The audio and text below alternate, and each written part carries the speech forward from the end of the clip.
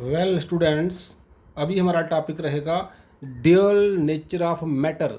जैसा कि आपको याद होगा, पिछले लेक्चर में हमने बात की थी ड्यूअल नेचर ऑफ रेडिएशंस और लाइट।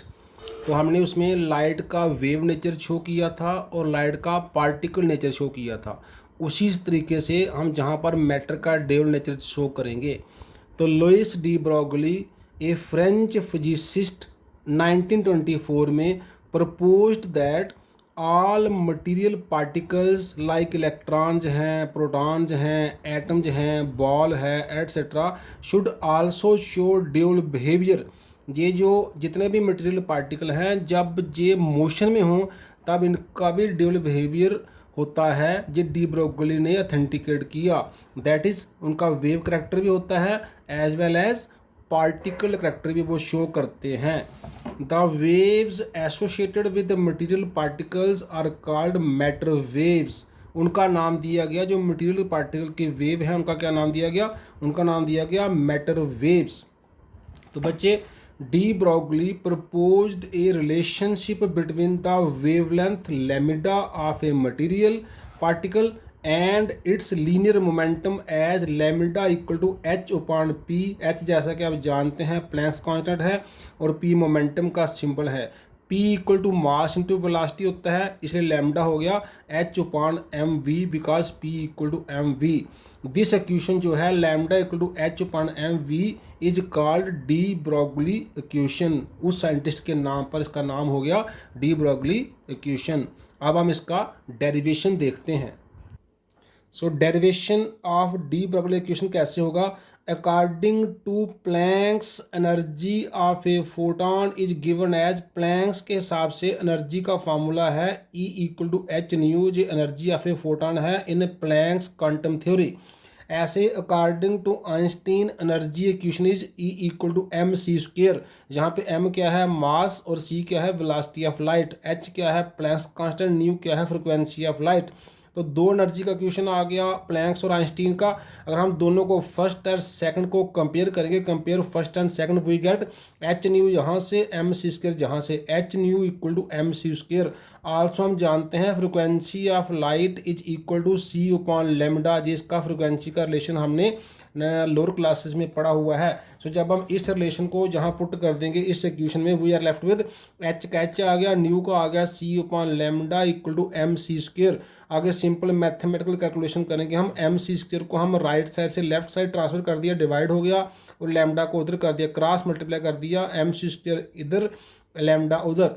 तो हमारे पास आ गया जहाँ सी से सी स्क्वायर कैंसिल हो जाएगा, तो we are left with lambda equal to H upon m c. ये हमारा लेमडा का फार्मूला आ गया h upon m c. Replace कर रहे हैं हम सी जो कि वेलोसिटी ऑफ लाइट है विद वी जो कि वेलोसिटी ऑफ पार्टिकल है। तो हमारे पास हो गया lambda equal to H upon M तो रहेगा, लेकिन सी की जगह वी आ जाएगा, velocity of particle M V P होता है, तो लेमडा हो गया एच अपॉन पी। इस तरह से आइंस्टाइन का एनर्जी इक्वेशन लेकर और प्लैंक्स का एनर्जी इक्वेशन लेकर हम डी ब्रोगली इक्वेशन को डिराइव कर सकते हैं। अब हम देखते हैं डी ब्रोगली इक्वेशन का सिग्निफिकेंस क्या है। So significance of de Broglie equation क्या होगा? There is inverse relationship between lambda wavelength and mass of particle, lambda equal to H upon M V. Lambda numerator में है, एम डिनोमिनेटर में है, inverse relation है, इसलिए मास बढ़ेगा तो लैम्डा कम होगा। Therefore in case of macro means बड़ी जो चीज़ें हैं, लार्ज चीज़ें हैं, macro objects such as bullet, ball et cetera, the de Broglie wavelength जो है इज सो स्मॉल, जब हम इसमें वैल्यू पुट करेंगे इतना स्मॉल आएगा that it can not be measured by any noun means, हम उसको मेजर ही नहीं कर सकेंगे किसी भी तरीके से। For example, if we take a ball of 0.1 kilogram moving with a speed of 60 meter per second, its wavelength is of the order of 10 की पावर -34 मीटर। जब हम इसमें पुट करेंगे इस वैल्यू को तो उसका 10 की पावर -34 मीटर का उसका रेंज आएगा, जो कि नेग्लिजिबल है, जिसको हम मेजर नहीं कर सकते, which is negligible. For electron अगर हम यही वाला इक्वेशन इलेक्ट्रॉन के लिए अप्लाई करें, for electron with mass 9.1 into 10⁻31 kilogram and velocity same रखें 60 मीटर पर सेकंड, जो कि बॉल का था। लैम्डा जो ऑर्डर आता है वो 10⁻⁵ मीटर के रेंज में आता है, जो मेजरेबल है, विच इज मेजरेबल। इसका मतलब है स्मॉल ऑब्जेक्ट के लिए वेवलेंथ जो है वो मेजरेबल है, लेकिन लार्ज ऑब्जेक्ट के लिए मेजरेबल नहीं है। इसलिए डी ब्रोगली इक्वेशन का सिग्निफिकेंस भी माइक्रो ऑब्जेक्ट के लिए है, छोटी चीज़ों के लिए है, जो कि सब एटॉमिक पार्टिकल, इलेक्ट्रॉन, प्रोटॉन वगैरह के लिए। So de Broglie equation is significant only for micro मतलब small objects. It has no significance for real life macro objects.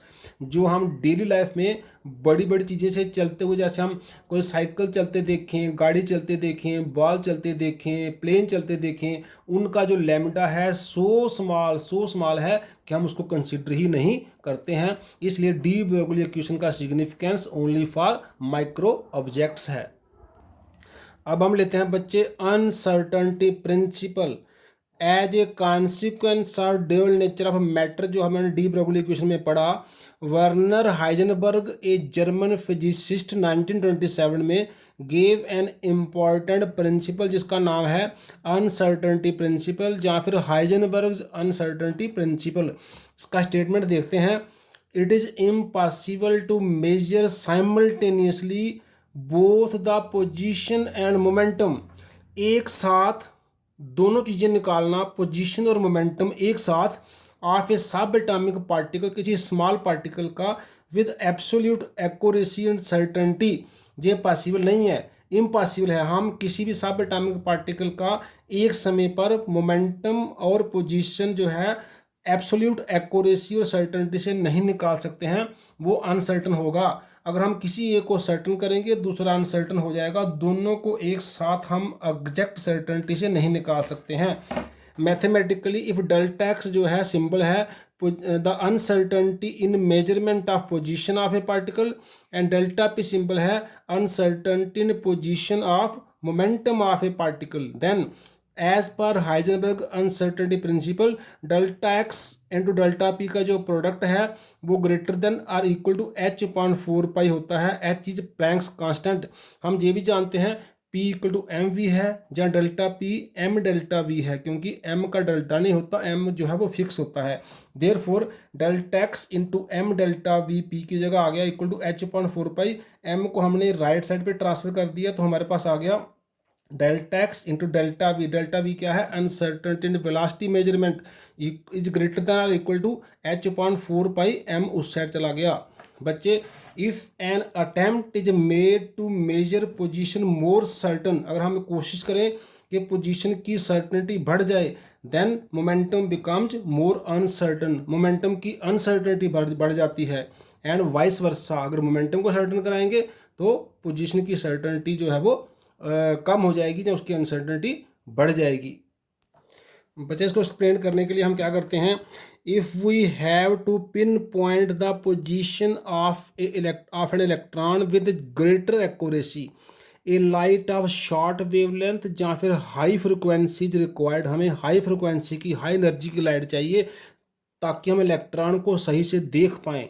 बच्चे दिस हाई फ्रिक्वेंसी जो है लाइट का फोटॉन है ऑन स्ट्राइकिंग द इलेक्ट्रॉन, जैसे वो इलेक्ट्रॉन को स्ट्राइक करेगा, इलेक्ट्रॉन की पोजीशन तो दिख जाएगी, लेकिन क्या होगा, वो ट्रांसफ़र कर देगा unknown amount of its momentum to the electron. जैसे ही लाइट का जो फोटॉन है वो इलेक्ट्रॉन को टकराएगा, वो कुछ हिस्सा अपनी एनर्जी का इलेक्ट्रॉन को ट्रांसफ़र कर देगा at that time of the collision के समय। This will result in the greater uncertainty of the velocity of the electron, इस इलेक्ट्रॉन की वेलोसिटी कुछ हद तक चेंज कर जाएगी, दैट इज मोमेंटम, क्योंकि वेलोसिटी जो momentum equal to mass into velocity होता है, उसका मोमेंटम भी चेंज कर जाएगा। So momentum becomes more uncertain. तो अगर हमने हाई फ्रिक्वेंसी की लाइट ली, उस हाई फ्रिक्वेंसी की लाइट ने इलेक्ट्रॉन की पोजीशन को तो सर्टन कर दिया, लेकिन उसने उसके मोमेंटम को काफ़ी चेंज कर दिया, उसकी वेलोसिटी को काफ़ी चेंज कर दिया, इसलिए वो ज़्यादा अनसर्टन हो गई। ऐसे इसका रिवर्स अगर हम करेंगे, हम लाइट इलेक्ट्रॉन की वेलोसिटी को ज़्यादा सर्टन रखना चाहते हैं, उसकी सर्टनिटी मोर रखना चाहते हैं, हमें एक वीक लाइट चाहिए, एक लार्ज वेवलेंथ की, जहाँ स्मॉल फ्रिक्वेंसी की लाइट चाहिए।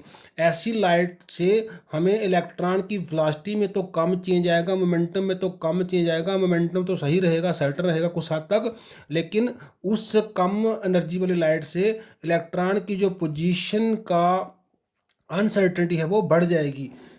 सिग्निफिकेंस क्या है इसका देखते हैं हम।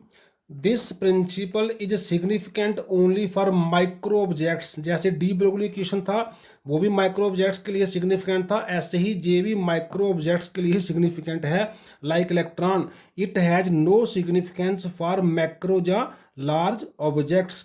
जी हम सिंपली कह सकते हैं because energy of a photon is insufficient, जो काफ़ी नहीं है, टू चेंज द पोजीशन या फिर मोमेंटम ऑफ मैक्रो ऑब्जेक्ट्स। अगर कोई लाइट, कोई रेडिएशन, कोई एनर्जी का फोटॉन किसी मैक्रो ऑब्जेक्ट्स को टकराता है, उसको टकराने से वो उसकी एनर्जी में, उसके मोमेंटम में या उसकी पोजीशन में कोई चेंज नहीं ला सकता है।